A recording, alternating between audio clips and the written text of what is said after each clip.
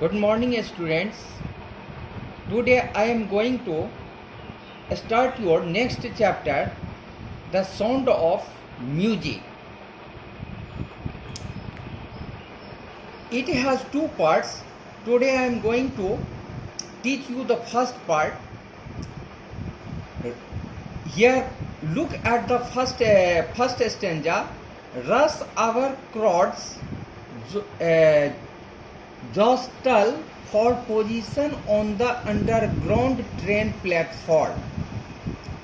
A slight girl, looking younger than her 17 years, was nervous yet excited as she felt the vibration of the approaching train.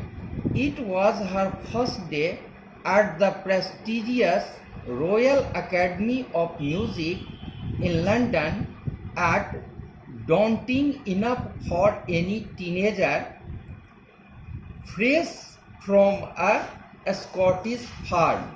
But this aspiring musician faced a bigger challenge than most. She was profoundly deep. यहाँ पर Evelyn Glenny नाम की एक लड़की है जो कि जो पूर्ण रूप से अपनी हियरिंग कैपेसिटी को खो चुकी थी। यहाँ पर अंडरग्राउंड ट्रेन प्लेटफॉर्म पर लोगों की काफ़ी भीड़ थी और एक दूसरे से वह काफ़ी धक्कम धुक्का कर रही थी। वहाँ पर यह जो लड़की थी वह काफ़ी स्लाइट गर्ल थी और उसका जो एज था वह अपने कम एज में प्रतीत हो रही थी। वह 17 से भी कम एज में प्रतीत हो रही थी। वह काफ़ी नर्वस थी, लेकिन नर्वस होने के साथ साथ वह काफ़ी एक्साइटेड भी थी और एक्साइटेड हो करके वह ट्रेन आने के वाइब्रेशन को सुन रही थी। वह एक्साइटेड क्यों थी? क्योंकि आज जो था उसका पहला दिन था जो कि रॉयल एकेडमी म्यूजिक में उनका पहला डे था।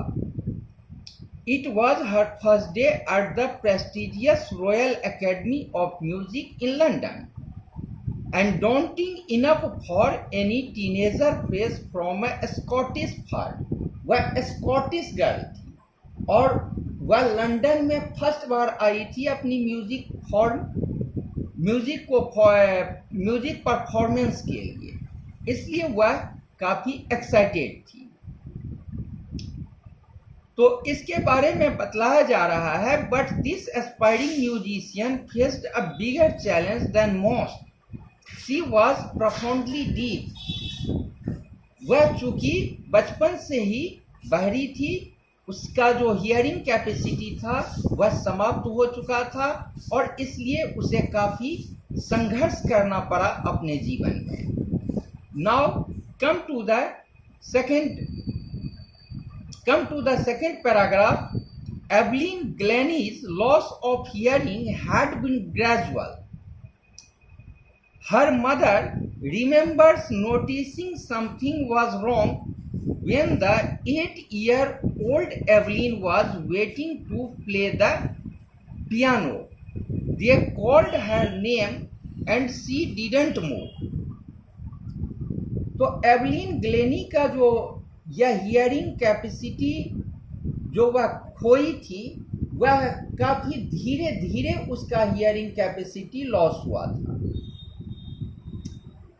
वह जब 8 साल की थी, जब वह 7-8 साल की थी, तो उसी समय में एक दिन जब वह पियानो बजाने के लिए जा रही थी तो माँ उसे कॉल करके बुलाई, लेकिन फिर भी जब वह आवाज़ सुन करके नहीं मुड़ी तो माँ को यह समझ में आ गया कि उसकी हियरिंग कैपेसिटी धीरे धीरे जा रहा है। They called her name and she didn't move. I suddenly realized she hadn't heard, says Isabel Glennie, जो उसकी माँ थी. For quite a while, Evelyn managed to conceal her growing deafness from friends and teachers, but by the time she was 11, her marks had deteriorated at her headmistress urged her parents to take her to a specialist. तो उसके समझ में तो Evelyn मैंने खुद को council कर रही थी. वह जो उसमें जो डिफनेस आ रहा था उसके फ्रेंड्स और टीचर्स भी बतला रहे थे, लेकिन खास करके जब वह 11 इयर्स की हुई और उसका मार्क्स जब स्कूल में डिडक्ट हो गया, जब उसका मार्क्स घट गया, तो हेड मिस्ट्रेस जो स्कूल की थी वह उनकी माँ को बुलाई और उनसे बोली कि आप इनको किसी स्पेशलिस्ट के पास ले जाइए. तो it was then discovered that her hearing was severely impaired as a result of gradual nerve damage. तो उनको डॉक्टर के द्वारा बताया गया कि उनका जो यह हियरिंग कैपेसिटी डाउन हुआ था, उनका एक नर्व डैमेज हो गया था, जिसकी वजह से वह काफ़ी गंभीर स्थिति हो चुकी थी. तो they were advised that she should be fitted with hearing aids and sent to school for the deaf. Everything suddenly looked black, says Evelyn. तो एवलिन के अनुसार जब वे इस बात को सुनी कि उनको डीफ स्कूल में भेज दिया जाएगा, तो यह सुन करके उनके आंखों के सामने पूरा अंधेरा सा छा गया. अब हम लोग चलें थर्ड पैराग्राफ की ओर. But Evelyn was not going to give up. वो अपनी प्रयास को नहीं छोड़ी. She was determined to lead a normal life and pursue her interest in music. वो अपनी म्यूजिक में अपनी इंटरेस्ट को आगे बढ़ाने के लिए कंटिन्यू रखी. One day she noticed a girl playing a xylophone and decided that she wanted to play it too. एक दिन वो एक लड़की को ज़ाइलोफोन बजाते हुए देख करके खुद वह भी निश्चय की कि हम भी ज़ाइलोफोन बजाएंगे. तो most of the teachers discouraged her, but percussionist Ron Forbes spotted her potential. सब कोई माने जितने सारे टीचर्स थे वो सब उनको डिस्करेज किए, उनको हतोत्साहित किए, लेकिन उनके केवल एक जो थे रॉन फॉर्ब्स, वे उनके अंदर की प्रतिभा को पहचान गए कि उनके अंदर जो पोटेंशियल थी उनका पता चल गया. तो he began by tuning 2 large drums to different notes. उसके बाद वे 2 ड्रम्स को बजाने लगे, एक जो उनके कमर के नीचे था और एक जो कमर की ऊंचाई से ऊपर था. तो don't listen through your ears, he would say, try to sense it some other way, says Evelyn. Suddenly I realized I could feel the higher drum from the waist up and the lower one from the waist down. तो Evelyn को तुरंत ही वह आवाज स्पष्ट सुनाई देने लगा.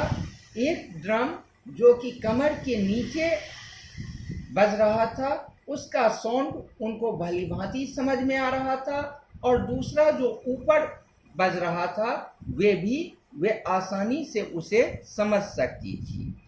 तो Forbes repeated the exercise and soon Evelyn discovered that she could sense certain notes in different parts of her body. Horse इस एक्सरसाइज को बार बार दोहराते रहे और उसके बाद एवलिन को ऐसा प्रतीत हुआ कि वह जो नोट्स था वह उनके शरीर के डिफरेंट पार्ट्स में प्रतिबिंबित हो रहा था. तो I had learn to open my mind and body to sounds and vibrations. उस साउंड का जो वाइब्रेशन था वे अपने शरीर में महसूस कर रही थी. The rest was sheer determination and hard work.